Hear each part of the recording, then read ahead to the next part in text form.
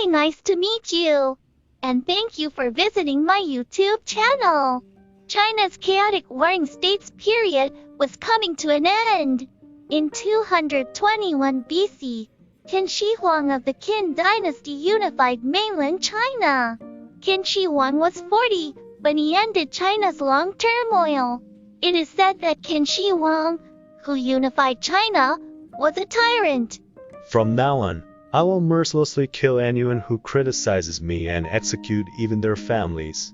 He thought it was because his critics were doing useless studies, so he burned all books except those related to agriculture, medicine, and the history of the Qin dynasty. And he harassed a lot of people by telling them to bring a drug that won't die. He also built the Great Wall to prevent the invasion of the Xiongnu living in the north, and in the process, many people were buried in the dirt and died.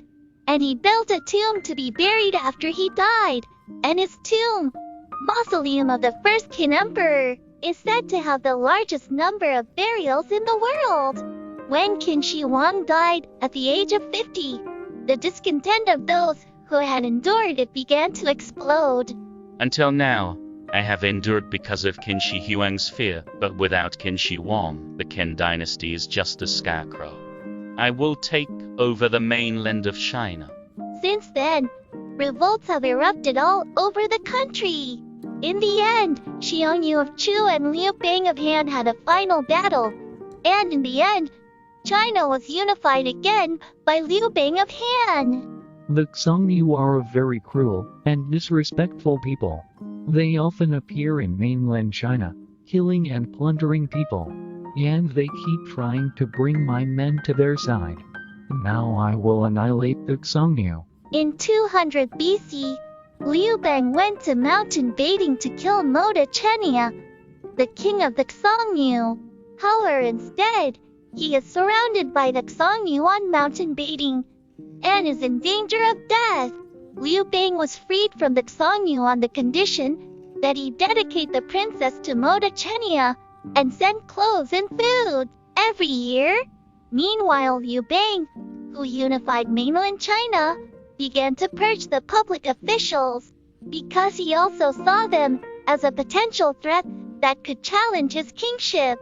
Among them was Liu Wan, who lived in the Yan region, who also felt his life threatened. He betrayed the Han and fled to the Xiongnu. Wyman, his subordinate, also fled to Gazhou with 1,000 of his men. Who are you that suddenly invaded our borders? I am Wyman from the Yan dynasty. My king betrayed the Han dynasty and ran away to the Xiongnu.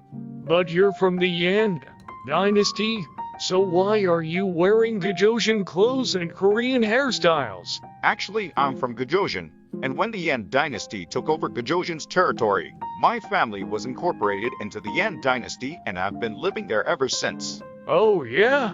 What are you good at? I can make good iron weapons. Hey, that's very cool. I'll appoint you as the commander of the border guard, so I hope you will carry out your duties in the border area of Gazhou from now on. King Jun of Gazhou entrusted Wyman very much and entrusted him with an important post.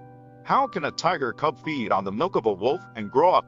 I will build my power here and drive out King Jun, and I will become the king. In 194 BC, he led a rebellion with 100,000 troops and captured Wangyamsing, where King Jun lived. How could you betray me? I'll go south and live there. Are you the King Jun of Gazhou? What are you doing here? Wyman, whom I believed in, rebelled, and I was driven out of this place. Then, please be the king here. We just needed a new king. King Jun, who fled to the south, ascends to the throne of Jin. The reason Gazhou has been weak until now is that the king has not been able to fulfill his role. Now that I am the king, I will make sure that my homeland, Gazhou, never bows its head to other countries. Wyman transformed Gazhou into a powerful nation with a developed iron culture, and based on that power, Gazhou blocked direct trade between the Jin and Han dynasty and accumulated great was based on intermediary trade. Because Jin was very rich in high-quality iron, she exported iron.